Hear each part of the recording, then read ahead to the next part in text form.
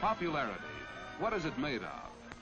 How does a person get to be popular with lots of people and have a few close friends, too? Let's watch and see what makes people like one person and not another. Hey, Jerry, there's that new girl in our math class. Oh, yes. Her name's Marilyn Ames. She's a swell kid. Why? You know her? Not very well. I wish I did. I don't know what it is, but there's something about her you like. Well, she always looks nice to start with. Yeah, especially when you compare it with some of the weird characters in this place. Yoo-hoo! Ginny thinks that she has the key to popularity, parking in cars with the boys at night. When Jerry brags about taking Ginny out, he learns that she dates all the boys, and he feels less important. What about Ginny? Does that make her really popular? Do the boys and girls like her? Is she welcome to join this group? Hi, Betty. Ellie. You can rest your tray here, Ginny, for a minute. Thanks. Say, Wally, how's the play coming along? Oh, okay, Jenny.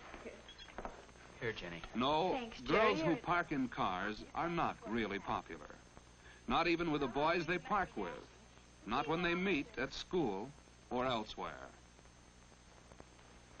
Nothing like being Miss Popularity. Yeah. Meow, meow. Okay, Ellie. Now there's the girl that'd really get my vote. Let's ask her over, huh? Okay. Yeah, go ahead, Ellie. Why not? Now, why do they invite Carolyn to join their group when Ginny wasn't welcome? Is it because they like the way she looks and dresses? Because she seems as interested in girls as in boys? Because they've heard no scandal about her? I guess you know everybody, don't you, Carolyn? Hi. Well, I've seen you around, but I don't Betty Richards, Carolyn Ames. Betty's the lead in our class play. Oh, yes. I looked in on it yesterday. We're all in on it in one way or another. I'm on the costume committee. And Jerry and I are stagehands. Two among a dozen or so. How about you, Wally? Where do you fit in all this? Oh, I'm a one-man team that does a job with no glory attached. I gather the props together, and boy, what a headache. You sound like you need a helper. Could I lend a hand? Would you? I mean, would you really? Sure, I'd like it. I don't know anything about props, but I could learn. Well, I need some help, too, Carolyn. Hey, lay off. I saw her first.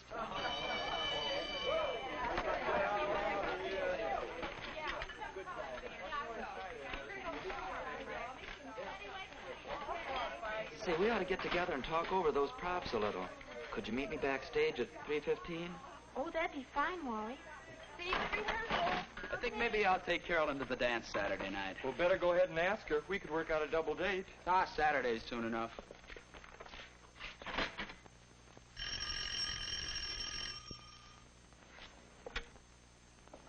Hello. Oh, hello, Wally. I was wondering if you'd like to go to the Strand to see a movie Saturday night. And then go over to Teen Town, maybe. Well, yes, Or if you'd rather go with the gang on a skating party and weenie roast. We'd have to leave earlier for that, though. But we get home at a decent time. Oh, the skating sounds like loads of fun. Wally has used a lot of common sense in putting the invitation this way.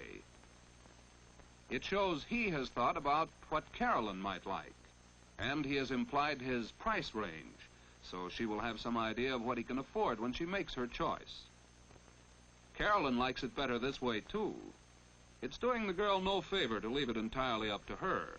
It puts her on a spot. All right, Wally. On Saturday at 5, then. Bye. Well, that phone call didn't go on for hours. A pretty sensible attitude toward telephone conversations. Carolyn keeps a date calendar. Not a bad idea. She'll never have the embarrassment of forgetting a date or of being ready an hour too late. That's a good note to write yourself any night, but especially when you're getting ready for a date. There. You, too, can do a manicure, Ellie. I might even know what to wear it with tonight if I only knew if Bill's dug up transportation to the dance. You sure he knew to phone you here at my house? I told him 3 times. I'll have to be getting home to dinner pretty soon. take my advice. Think twice before you start going steady. Don't you ever go out with anyone else at all? Nope. Well, don't you ever want to? On nights like this, I do. I never know what he's planned. He just says, "Will you decide, Ellie?" I should think you'd run out of ideas. Oh, I'm getting to that point.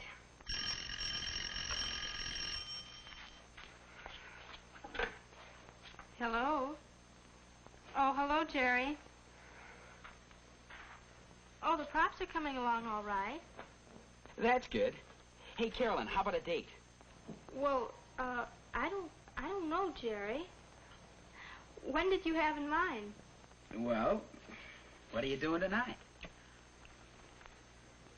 I'm awfully sorry, but I have a date for tonight, Jerry. Tomorrow? No, I'm sorry. Well, call me early next week, Jerry. Okay, Carolyn. Thanks a lot just the same. Goodbye. Can you imagine that, Ellie? He wanted a date for tonight. Sounds like your asking her so late went over like a lead balloon, Mother. Maybe so. Well, let's see what else we can do about tonight.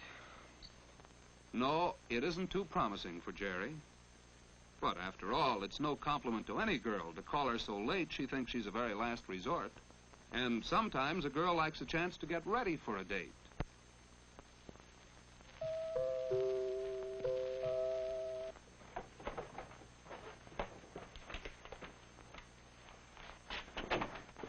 Hello, Wally. Come on in. Hello yourself. Gee, look at you, all ready and right on time, too. That's a good deal. Thanks. Mother, are you busy? I'd like you to meet my father. Dad, this is Wally Johnson. Well, hello, Ollie. How do you do, Mr. Ames? Here I am, darling. And I suppose this is Wally. That's right, Mrs. Ames. How do you do? Well, it's nice meeting you. Oh, excuse me a second. I forgot my scarf. I'll be right back. Don't let me interrupt your eating, Mr. Ames. Well, thanks, Wally. I was just looking into the world of events before we go to dinner. I tricked him into taking me out tonight. I understand you're having a little trouble with the props for the play.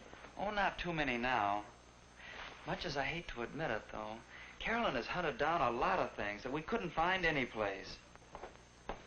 Here I am, all set. Oh, Carolyn, I made some brownies today. Maybe you and Wally would like some when you get back.